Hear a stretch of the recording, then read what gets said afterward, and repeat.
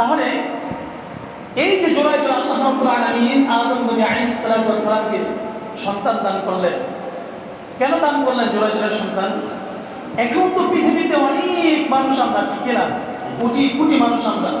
তখন কেন কোটি কোটি মানুষ ছিল নাকি? শুধু আদম নবী আর মা হওয়া দুইজন। এই দুইজন থেকে মানুষ বৃদ্ধি করতে হবে, বাড়াতে হবে। তো কীভাবে বাড়াবে? একটা সিস্টেম তো জারি করতে হয়। তো এই জন্য আল্লাহ রাব্বুল আলামিন আদম নবী আলাইহিস সালাতু ওয়াস সালামকে সর্বপ্রথম যে সন্তান দিলেন, এক জোড়ায় সন্তান দিলেন, তার সঙ্গে একজন ছেলে একজন মেয়ে। এবং পরের বছর তার গর্ভে যে সন্তান দিলেন, একজন মেয়ে একজন ছেলে। এইভাবে জোড়ায় জোড়ায় সন্তান দান করলেন।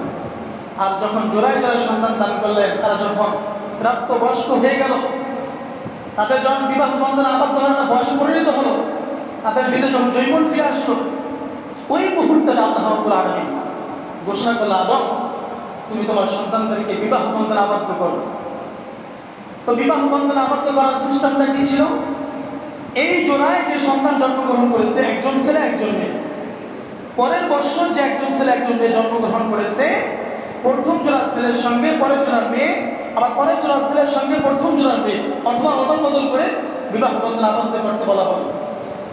এই সিস্টেমটা যখন জারি করলো আল্লাহ তাআলা, এই শরিয়াতটা যখন বিধানটা আল্লাহ তাআলা আদম নবীকে দিলেন, আদম নবীকে দেওয়ার পরে তার দুইজন সন্তান ছিল, একজন নাম হাবিল আর একজন নাম কি কাবিল। এই হাবিল আর কাবিল এই দুইজনকে যখন সৃষ্টি করা হলো, কাবিলের সঙ্গে যে বোনটি জন্মগ্রহণ করেছিল, ওই বোনটা ছিল অনেক সুন্দরী, অধিক সুন্দরী ছিলেন। এবং হাবিলের সঙ্গে যে বোনটা জন্মগ্রহণ করেছিল, তুলনামূলক ওই কাবিলের বোনের সঙ্গে চাইতে একটু কম তিনি সুন্দর। এখন নিয়ম কি, যে যেই জোড়ায় জোড়ায় বিয়ে করা যাবে না, মানে আপন দুই ভাই বিয়ে করা যাবে না, ভাই বোন। আমাদের শরিয়া মোতাবেক, আমাদের ইসলামে কি বলে, আপন ভাই বোন বিয়ে করা যায়? কথা বলেন, বিয়ে করা যায় না। ঠিক তখন এমনটি আল্লাহ তাআলা বিধান নাযিল করে দিলেন, যে জোড়ায় যার সঙ্গে ভাইয়ের সঙ্গে বোন হয়, তোমরা দুইজন বিয়ে করতে পারবা না, জোড়া অদল বদল করে বিয়ে করবে। কিন্তু কাবিলের সঙ্গে যে বোনটি জন্মগ্রহণ করেছিলেন, তিনি ছিলেন অনেক সুন্দরী। এই জন্য কাবিলের উক্তি হচ্ছে, আমার সঙ্গে যে জন্মগ্রহণ করেছে আমি তাকেই বিয়ে করব। কিন্তু আদম নবী বলতেছে, বাবা এটা তো বিয়ে করা জায়েজ নেই, আল্লাহর বিধান হচ্ছে জোড়া অদল বদল করে বিয়ে করতে হবে। হাবিলের সঙ্গে যে বোনটা জন্মগ্রহণ করেছে তাকে তুমি বিয়ে করো, তোমার সঙ্গে যে জন্মগ্রহণ করেছে তিনি হাবিল বিয়ে করো। কাবিলের উক্তি হচ্ছে, না বাবা, তুমি হয়তো হাবিলকে বেশি ভালোবাসো, এই জন্য হাবিলের সঙ্গে তাকে বিয়ে দিতে চাও।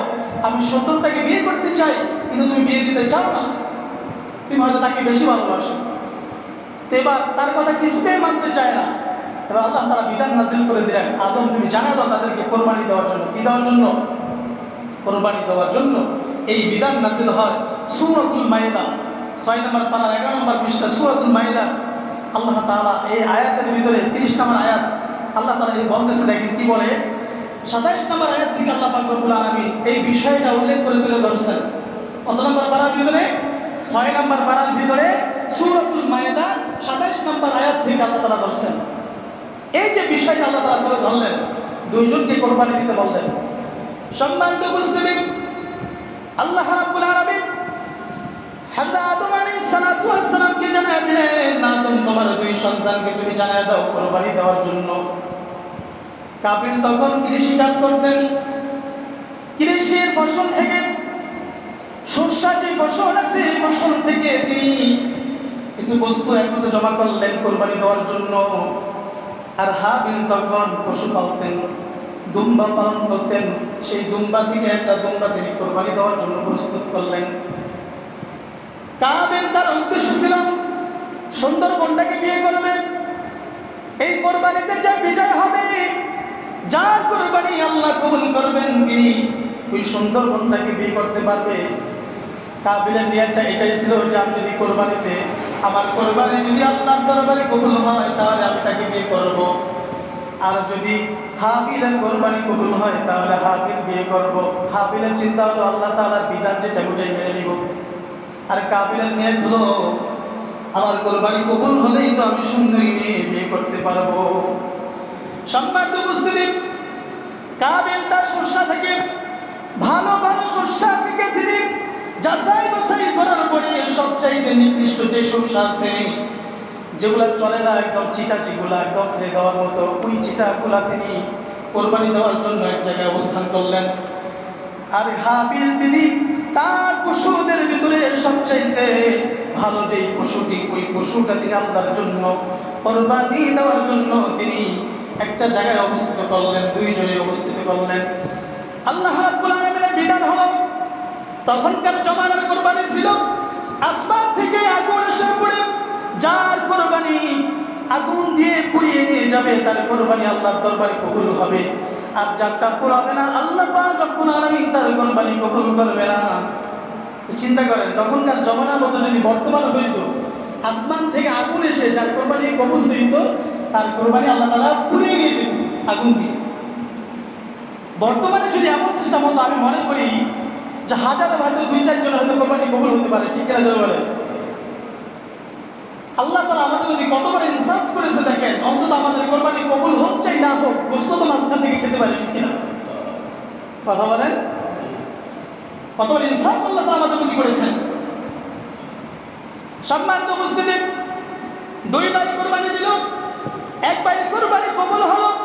আল্লাহ পাক রব্বুল আলামিন সেই বিষয়টা কোরআন কারিমে তুলে ধরলেন, ইয ক্বাররাবা কুরবানান ফাতুকবিলা মিন আহাদিহিমা ওয়া লাম ইউতাকাব্বাল মিনাল আখার। 2 ভাই যখন কোরবানি দিল, 2 ভাইয়ের ভিতরে কাবিলের কোরবানি কবুল হলো না, আর হাবিলের কোরবানি আল্লাহ তাআলা কবুল করে নিল। যখন হাবিলের কোরবানি আল্লাহ পাক রব্বুল আলামিন কবুল করে নিল, অন্ত অবস্থায় ওই কাবিলের তার ভাইয়ের প্রতি প্রচন্ড রাগ উঠে গেল, জিদ উঠে গেল, অহংকার ভিতরে বেড়ে গেল, হিংসা ঢুকে গেল, আমার কোরবানি কেন কবুল হলো না। কাবিলের ভিতরে তাকব্বুরি অহংকার চলে আসলো, তার ভিতরে হিংসা চলে আসলো, আমার কোরবানি কেন কবুল হলো না। তার ভাই কাবিল তিনি জানিয়ে দিতেছে, শোনো, হাবিলকে ডাক দিয়ে বলতেছে, আমি তোমাকে হত্যা করে ফেলবো, কি করবো। বুঝে হিংসা থেকে যে আমার কোরবানি কেন কবুল হলো না, এই রাগ থেকে, ক্রোধ থেকে, এই হিংসা থেকে তিনি ডাক দিয়ে বলতেছে, আমি তোমাকে হত্যা করে ফেলবো। তার ভাইকে ডাক দিয়ে বলতেছে, দেখেন এমন অবস্থায় হাবিল তার কোনো প্রতিবাদ করলেন না, উল্টা পাল্টা জবাব দিলেন না, তুমি আমাকে হত্যা করে ফেলবা, তুমি আমাকে খুন করে ফেলবা, আমি কি তোমাকে ছেড়ে দিব নাকি। আমরা বলি অনেক সময়, কেউ আমাদেরকে যদি হুমকি ধুমকি দেয় আমরা কি বলি, যে শক্তি কি তোমার একাই হয়ে গেছে, আমার কি শক্তি নাই, আমি তোমাকে ছেড়ে দিব নাকি, বলি না আমরা। সম্মানিত উপস্থিতি, দেখেন হাবিব কত সুন্দর একটি উত্তর দিলেন। তিনি কোনো ধুমকি দিলেন না, হুমকি দিলেন না, কোনো কিছু বললেন না। তিনি বলতেছেন, ক্বালা ইন্নামা ইয়াতাকাব্বালুল্লাহু মিনাল মুত্তাকিন।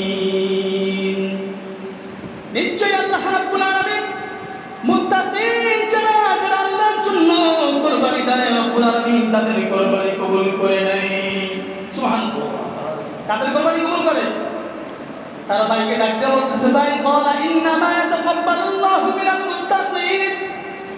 তুমি কুরবানি দিয়েছো বোনকে বিয়ে করার জন্য, তুমি ভালো কোনো ফসল থেকে কুরবানি দাও নাই। তোমার উদ্দেশ্য ছিল বোনকে বিয়ে করার জন্য, আর আমি আল্লাহ পাক রব্বুল আলামিনকে খুশি করার জন্য, আল্লাহর সন্তুষ্টির জন্য আমি ভালোটা কুরবানি দিয়েছি। শুধুমাত্র আল্লাহকে রাজি খুশি করার উদ্দেশ্যে আমি কুরবানি দিয়েছি। ইন্নামা ইয়াতাকাব্বালুল্লাহু মিনাল মুত্তাকিন। আল্লাহ পাক রব্বুল আলামিন জানালেন, নিশ্চয়ই যারা মুত্তাকিন, যারা ভালো কাজ করে তাদের আমলটাই রব্বুল আলামিন কবুল করে নেয়। সুবহানাল্লাহ বলবেন না? তো যারা মুত্তাকিন আল্লাহর জন্য কুরবানি দেয়, তাদের কুরবানিটাই শুধুমাত্র আল্লাহ কবুল করে। তাহলে কাবিল হুমকি দিয়েছে, আমি তোমাকে হত্যা করে ফেলবো। তার ভাই কি বললেন, ভাই তুমি আমাকে কেন হত্যা করবো। আল্লাহ তো যারা মুত্তাকিন আল্লাহর জন্য যারা কুরবানি দেয় তাদের কুরবানি আল্লাহ কবুল করে, শুধু শুধু আমাকে কেন তুমি হত্যা করবো। সম্মানিত উপস্থিতি, হাবিল তার ভাইকে ডাক দিয়ে বলতেছে, লা ইম্মা সাত্তাম ইলাইয়া ইয়াদাকা লিতাকতুলানি মা আনা বিবাসিতি ইয়াদিয়া ইলাইকা লিয়াকতুলাক। এবার হাবিল তার ভাইকে ডাকতে বলতেছে, ভাই তুমি যে আমাকে হত্যা করবা, এই হত্যার জন্য যে হাত তুমি আমার দিকে প্রসারিত করবা, যে হাত তুমি আমার দিকে বাড়িয়ে দিবা, শোনো ভাই, লিয়াকতুলানি লিতাকতুলানি মা আনা বিবাসিতি ইয়াদিয়া ইলাইকা লিয়াকতুলাক। আমার হাত আমি তোমার দিকে অগ্রগামী করব না, প্রসারিত করব না। তুমি আমাকে আক্রমণ করলো, আমি তোমাকে আক্রমণ করব না। হাবিল তার ভাই কাবিলকে বলতেছে, ভাই তুমি যদি আমাকে হত্যা করতে চাও, মারতে চাও, আমার দিকে যদি তোমার হাত তুমি বাড়িয়ে দাও, আমার হাত আমি তোমার দিকে বাড়াবো না, তোমাকে আমি মারবো না। কেন মারবো না? ইন্নী আখাফুল্লাহ রাব্বাল আলামিন। তিনি ডাক দেয়া বলতেছেন, নিশ্চয়ই আখাফুল্লাহ রাব্বাল আলামিন, আমি আমার রব, আমার আল্লাহ তাআলাকে আমি ভয় করি। কাকে ভয় করি? জোরে বলেন। হাবিল কাকে ভয় করে? জোরে বলেন। তিনি আল্লাহ তাআলাকে ভয় করে। তিনি ডাক দিয়ে বলতেছে, ইন্নী আখাফুল্লাহ রাব্বাল আলামিন। যদিও তুমি আমাকে মারো, যদিও আঘাত করো, ভাই শোনো, আমি তোমাকে আঘাত করবো না। কেননা নিশ্চয়ই আমি রব্বুল আলামিন, আমার রব, আমি আল্লাহ তাআলাকে ভয় করি। এরপরে হাবিল তার ভাই কাবিলকে ডাক দিয়ে আরো বলতেছে, ইন্নী উরিদু আন তাবুআ বিইথমি ওয়া ইথমিকা ফাতাকুনা মিন আসহাবিন নার। এবার হাবিল তার ভাইকে ডাক দিয়ে বলতেছে কাবিলকে, ইন্নী উরিদু আন তাবুআ বিইথমি ওয়া ইথমিকা। ও ভাই, যদি তুমি আমাকে হত্যা করো তাহলে শোনো, আমি তো এটা আশা করি আল্লাহ পাক রব্বুল আলামিন তোমার গুনাহ তোমার ঘাড়ে তুলে দিবেন। এবং কি শুধু তাই নয়, ওয়া ইসমিকা ফাতাকুন, ওয়া ইসমিকা, আমি আশা করি আল্লাহ তাআলা আমার গুনাহ তোমার ঘাড়ে তুলে দিবেন।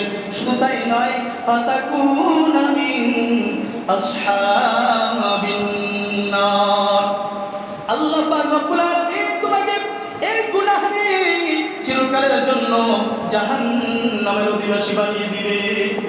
কিসের অধিবাসী? ফাতাকুনা মিন আসহাবিন নার ওয়া যালিকা জাযাউল যালিমিন। তুমি জালেমদের অন্তর্ভুক্ত হয়ে গেল। ভাই সম্মানিত উপস্থিতি, শয়তান তারপর কাবিলের মনের ভিতরে কুমন্ত্রণা দিতেছে, তার মনের ভিতরে ধোঁকা দিতেছে, তার নফসের ভিতরে ধোঁকা দিতেছে। শয়তান বারবার কুমন্ত্রণা দেয়, বলে তোর ভাইকে হত্যা করে ফেল।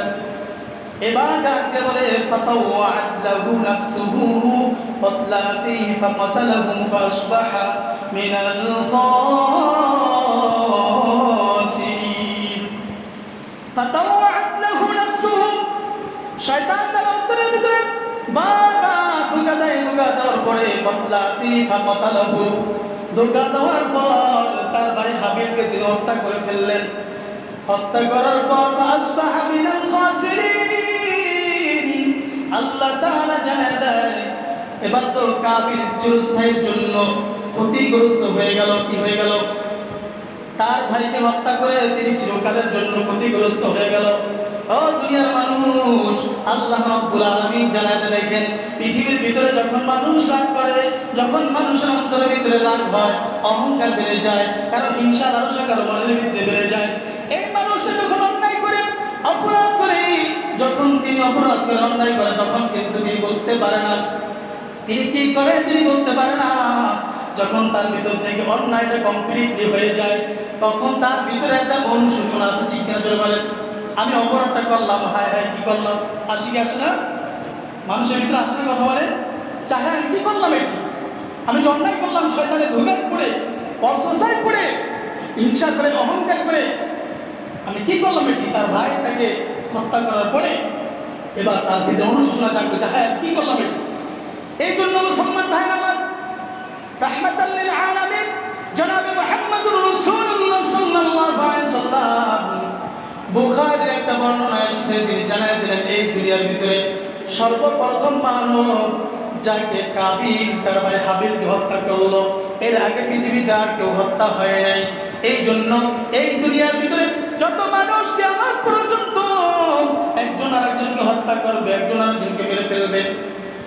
মানুষকে হত্যা করার কারণে, মেরে ফেলার কারণে গুনাহের একটা পার্সেন্টেজ রব্বুল আলামিন ওই কাফিরের আমলনামায় যুক্ত করে দিবে। পৃথিবীতে যারা গুনাহকে প্রথমে উপলব্ধি করে, সর্বপ্রথম যে গুনাহ প্রতিষ্ঠিত করে, যেই কোনো গুনাহ সর্বপ্রথম এটাকে প্রতিষ্ঠিত করে, আর এই গুনাহ থেকে যত মানুষ গুনাহগার হয়, প্রত্যেকটা মানুষের গুনাহের একটা পার্সেন্টেজ, যে সর্বপ্রথম গুনাহটা প্রকাশ করলো, যে সর্বপ্রথম এটা বানাইলো, আল্লাহ তাআলা তার আমলনামায় যোগ করতে থাকে। এই জন্য কোনো গুনাহ করা যাবে না। গুনাহ করা যাবে? আপনি একটা গুনাহ বানাইলেন, আপনার দেখা থেকে আরেকজন শুরু করলো, পরবর্তী আপনি ইমানদার হয়ে গেলেন পাক্কা, অথচ সেই যে গুনাহ বানায় ফেলে গেছেন তার একটা ভাগ আপনার আমলনামায় কিয়ামত পর্যন্ত পৌঁছে দিতে হবে।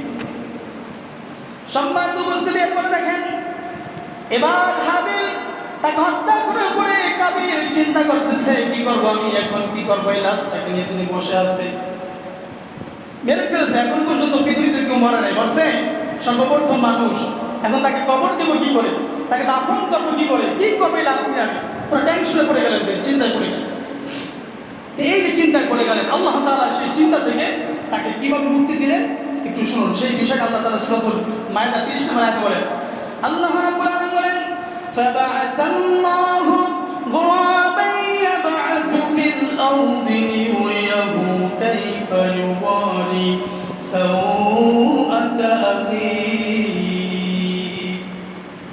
এবার কাবিল তার ভাইকে নিয়ে বসে আছেন, হঠাৎ করে দেখেন একটি কাক আর একটা কাককে নিয়ে আসলেন তার সামনে। আসার পরে একটা কাক আর একটা কাককে মেরে ফেললেন। মেরে ফেলার পরে ওই কাকটা তার পা দিয়ে মাটি খনন করলেন। মাটি খনন করার পরে, মাটি খনন করে ওই কাকটাকে ওই কবরের ভিতরে ঢুকিয়ে দিলেন। কবরের ভিতরে অর্থাৎ ওই গর্তটার ভিতরে ঢুকালেন, ঢুকাই আবার মাটি দিয়ে ঢেকে দিলেন। কাবিল চিন্তা করতেছে কি ব্যাপার, এই একটা কাক, তিনি একটা কাককে মেরে ফেললেন। মেরে ফেলার পর তিনি গর্ত করলেন, গর্ত করে ওই গর্তের ভিতরে আবার ঢুকিয়ে রাখলেন।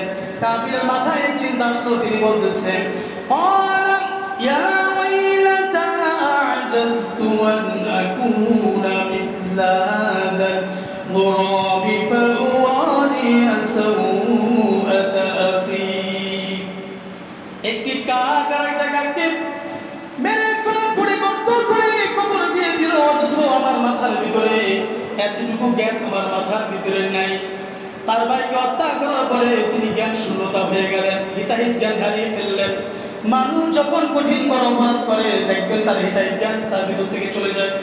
মানুষ যখন বেশি অহংকারী হয়ে যায় তার ভিতর থেকে হিতাহিত জ্ঞান চলে যায়। ঠিক কিনা জোরে বলেন? যারা তাকাব্বুরি করে দেখবেন ওই মানুষটার অন্তর থেকে তাৎক্ষণিকভাবে হিতাহিত জ্ঞান চলে যায়। তাদের নিজেকে চালাক মনে করল, তার ভাইকে মেরে ফেললো। এবার কবর কি করে দিবেন তিনি চিন্তা করে পায় না। অবশেষে একটা কাককে দিয়ে রব্বুল আলামিন বুঝিয়ে দিলেন কিভাবে একজন মানুষকে কবর দিতে হবে। এই পৃথিবীর জমিনে রব্বুল আলামিন কাবিলের মাধ্যমে মানুষ কি করে কবর দিতে হয় এই দুইটা কাক দ্বারা আল্লাহ তাআলা শিক্ষা দিয়ে দিলেন। সুবহানাল্লাহ। আর সেদিন থেকে মানুষ যে ইন্তেকাল করে দাফন করতে হয়, কবর দিতে হয়, এটা সূচনা সেই দিন থেকে শুরু হয়েছে। এরপরে ফাসবাহা মিনান নাদিমিন, তিনি জানিয়ে দিলেন যে কাবিল তার ভাইকে হত্যা করে চিরন্তনভাবে ক্ষতিগ্রস্ত তিনি হয়ে গেলেন। অর্থাৎ